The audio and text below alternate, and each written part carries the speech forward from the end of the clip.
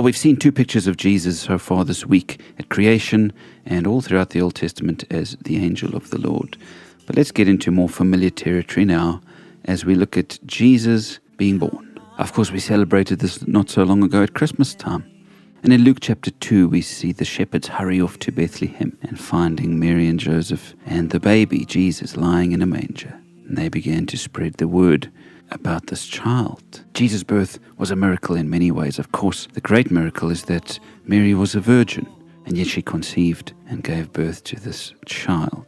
That was a direct fulfillment of a prophecy in Isaiah chapter 7 and verse 14 about the virgin conceiving and giving birth to a son who will be called Emmanuel. And Emmanuel means God with us, as we see in Matthew 1 verse 23. That's the next miracle, is that this baby was far more than just some special child. He was God in the flesh. Isn't that a beautiful picture today, thinking of Jesus born in a manger, coming to save the world and to be with his people?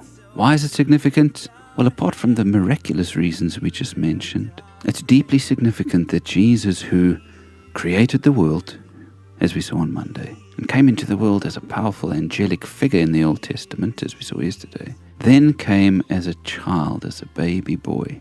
He was born in utter humility, showing this, that God doesn't need us to try and reach up and touch him, but he will come down and descend and touch us. Have this picture of Jesus in your mind, friends, as the God who is great, but who came down to earth to become one with his people and to be Emmanuel, God with us.